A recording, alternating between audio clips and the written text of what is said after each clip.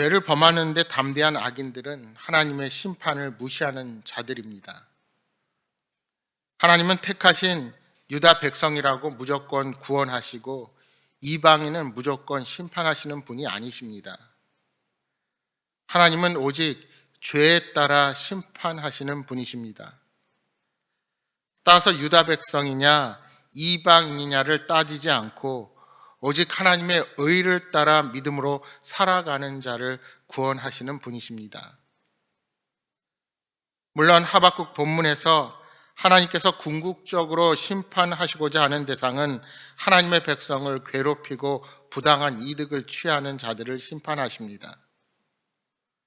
하지만 이런 일이 벌어지도록 원인을 제공한 유다의 지도자들에게도 엄중한 심판이 함께 임할 것임을 우리가 알게 되는 것입니다. 특별히 하나님께 불평과 탄식이 섞인 질문을 하던 하박국 선지자는 이제 그 말투를 바꾸어서 악인들에 대한 저주를 하고 있습니다. 하박국 선지자는 본문에서 4번에 걸쳐 화 있을 진저로 대표되는 저주의 선언을 외칩니다. 이는 5절 이하 8절에서 악인들을 향한 저주와 심판을 선언하시는 하나님의 말씀에 이어서 계속되는 하박국 선지자의 외침이기도 합니다. 여기서 악인들과 하박국 선지자 사이에는 중요한 차이가 있습니다. 악인들은 교만하여 하나님으로부터 멀리 있었습니다. 그리고 그들은 하나님을 향한 어떤 질문도 가지고 있지 않습니다. 또한 하박국과는 달리 하나님을 향한 불평조차 품을 줄 몰랐습니다. 왜 그랬을까요? 그들은 하나님에 대한 무지와 무관심으로 일관했기 때문입니다. 그들은 하나님의 존재를 의식하지도 않았고 자신만을 생각했기에 그들이 하는 일은 탐욕과 이기심을 충족하는 것뿐이었습니다. 그러니 그들의 모습은 하나님 앞에서 교만으로 나타날 수밖에 없었습니다. 하나님은 바벨론에 대한 심판을 예고하시면서 자기 집을 위해 부당한 이익을 취하는 자에게 화가 있을 것을 하박국 선지자를 통하여 선언하고 계십니다. 이는 바벨론이 자신의 이익을 위해 많은 나라들과 민족을 멸한 것에 대한 정죄입니다.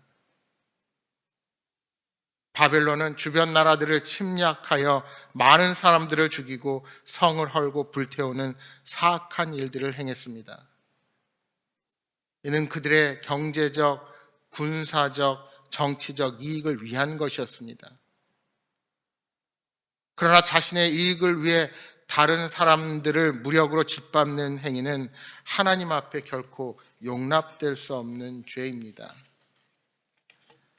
하나님이 비록 바벨론을 도구로 사용하여 유다의 죄를 심판하시지만 그 과정에서 바벨론이 행한 강포와 교만에 대해서 반드시 공의로 심판하실 것입니다.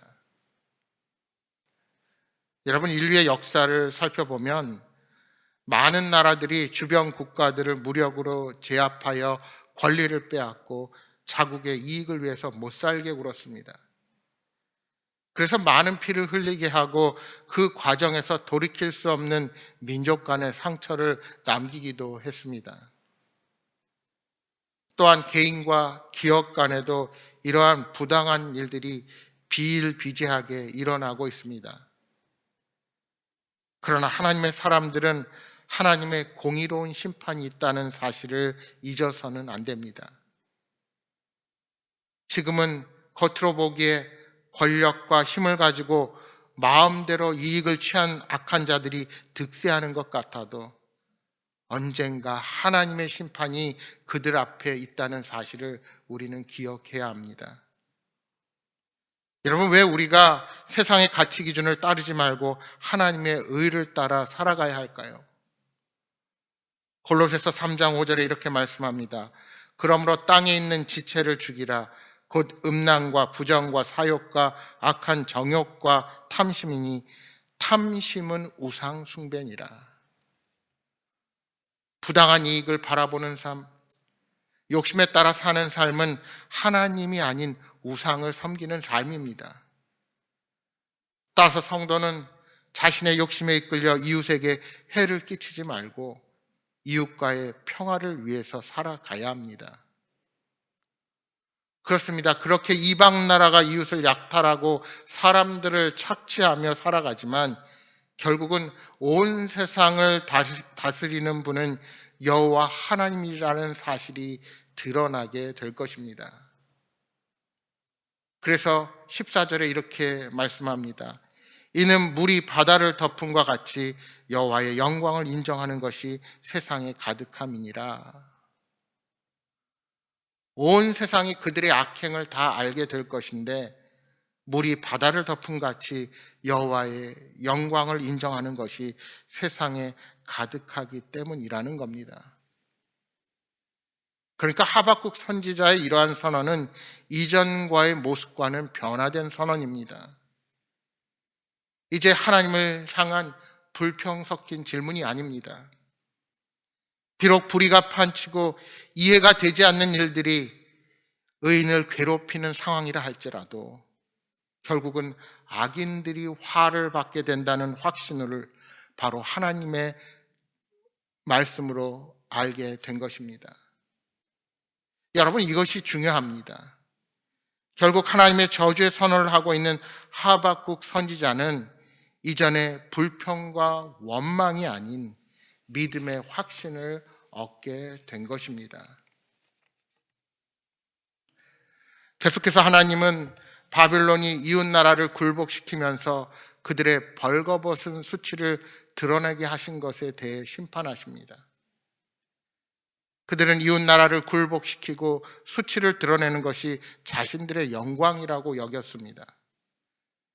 그러나 하나님은 그들도 벌거벗은 수치를 당하게 될 것을 선언하고 계십니다. 구체적으로 17절에 보시면 그들이 레바논을 침공할 때 짐승과 사람의 피를 흘리며 땅과 성읍과 그 안의 모든 주민에게 강포를 행한 것을 그대로 그들에게 돌려주실 것이라고 말씀합니다. 여러분, 인류의 역사를 보면 특별히 이웃 나라들에게 잔인하게 행한 나라들이 있었습니다. 그러나 그러한 나라들은 반드시 하나님의 심판이 있다는 사실을 잊어서는 안 됩니다. 여러분, 일본이 한일 합방을 하고 36년간 조선을 괴롭혔습니다. 그리고 그것도 모자라 태평양 전쟁을 일으켜서 아시아와 미국까지 공격하며 참으로 많은 만행을 저질렀습니다. 그 결과로 일본의 2개의 도시에 투하된 핵폭탄은 그것이 얼마나 무섭고 잔인한 결과를 가져오게 되는지를 온 인류가 함께 깨닫게 되었습니다. 역사의 주인이신 하나님은 이렇게 악행을 저지른 자들을 심판하심으로 자신의 욕심을 이루기 위한 폭력이 얼마나 엄청난 결과를 가져오게 되는지를 온 인류에 교훈해 주셨습니다. 마지막으로 하나님은 우상을 만들어 숭배하며 의지하는 자들에 대한 심판을 예고하고 계십니다. 피조물을 우상으로 삼는 행위는 창조주 하나님에 대한 모독입니다. 그래서 하나님은 십계명에서 우상을 만들지도 섬기지도 말라고 명령하셨습니다. 하나님은 우상 숭배자들에게 화를 내리심으로 우상은 헛된 것이고 오직 이스라엘의 하나님 여호와만이 참 신이며 모든 영광을 받으실 분이라는 사실을 확실히 밝히시는 것입니다. 20절 말씀입니다. 오직 여호와는 그 성전에 계시니 온 땅은 그 앞에서 잠잠할지니라 하시니라. 이제 하박국 선지자는 불평과 탄식 어린 질문을 하며 하나님과 논쟁하려 했던 이전의 모습과는 완전히 변화된 선언을 하고 있습니다. 여기 20절 서두에 오직이라는 번역보다 그러므로가 더 적당합니다. 그러니까 하박국은 하나님의 저주의 선언을 마치면서 온 세상을 향해 하나님의 통치 앞에서 잠잠할 것을 명령하는 것입니다. 온 세상의 악인들은 종말의 때에 하나님의 통치가 완성되면 하나님에 의해 모두 제거될 것입니다. 여러분, 구약의 말라기 선지자 이후에 수백 년간 하나님의 말씀에 예언도 없고 잠잠히 침묵의 시간이 흘러갔습니다. 아수르와 바벨론, 그 후에 페르시아와 헬라 제국, 그리고 로마 제국에 이르기까지 강대국들이 통치하는 시간들 속에서 수많은 신들과 우상 숭배자들이 세상을 통치하는 것 같았습니다. 그러나 하나님은 우상 숭배자들을 멸하시고 마침내 예수 그리스도를 이 땅에 보내시어 참 성전을 세우게 하시고 그 몸된 교회가 온 세상에 퍼져나가서 결국은 온 세상이 하나님 앞에 굴복하게 하셨습니다. 물론 지금도 여전히 악의 세력들은 날뛰고 있지만 하나님의 권능 앞에 결국은 모두 잠잠해지는 날이 오게 될 것입니다.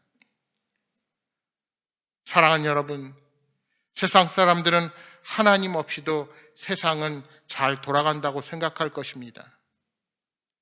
그러나 하나님은 지금도 세상을 주관하시며 마침내 예수 그리스도께서 다시 오셔서 이 땅을 심판하실 것입니다. 오늘도 온 세상을 다스리시고 계시는 하나님의 통치를 확신하며 믿음으로 살아가시는 여러분 모두가 되시기를 주님의 이름으로 축복합니다.